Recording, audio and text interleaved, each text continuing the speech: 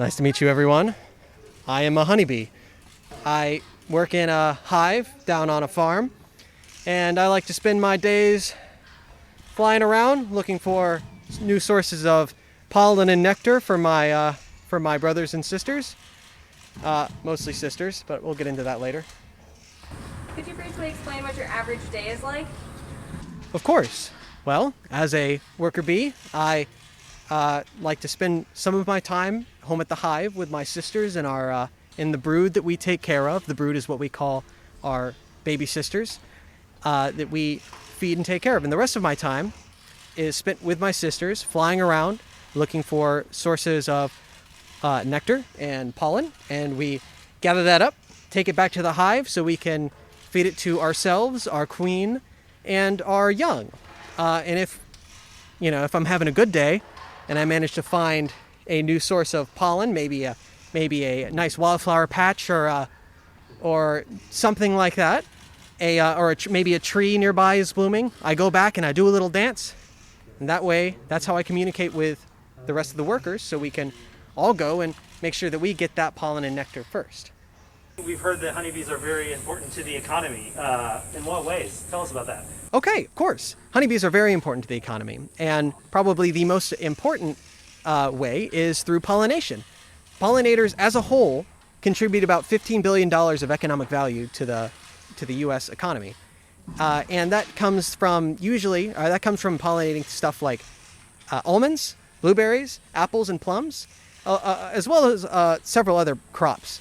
And in addition to the pollination, we also produce other products such as royal jelly, beeswax, and honey. So, are honeybees at risk of extinction? No, we're not. Honeybees are not at risk of extinction. We currently have over 2.5 million hives in the U.S. alone, and we're often one of the most abundant pollinators around, so we're not going anywhere. So, honeybees, where are you and the rest of your honeybees from? Well, I was born here in the U.S., but my ancestors were brought over several hundred years ago by European settlers, so we are not native to this continent. So, Miss Worker Bee, since your ancestors have moved over to North America, how has this affected other bees?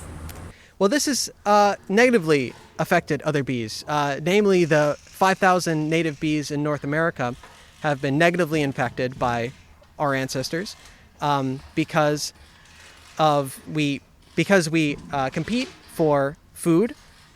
We've got large populations and we compete for food, and we also have the potential to spread diseases to their populations. All right, Mr. Honeybee, we've heard you had a pretty rough year. Can you tell us about it? Oh yeah, it's been a doozy. Here, I wrote down some notes earlier. Earlier this year in January, I was in California. We were trucked there in a semi truck to pollinate the almonds, and after that in March we were taken to Georgia to pollinate the blueberries. Following that, our hive was taken to Pennsylvania, and in April to pollinate the apples and the cherries. And then again, we were taken to Maine to pollinate blueberries in May. And following that in June, we just finished pollinating the pumpkins in Pennsylvania. So it's been a doozy this year. We've been taken all over the country to pollinate different crops. And it wasn't just me, it was several hundred colonies that were taken around to do this. And it can be very stressful, yeah. Okay, Miss Worker Bee, I'm a big fan, so I have to ask. Do you know the Honey Nut Cheerios honeybee? No. Next question, please. Okay, how can we help your peers, aka the native bees?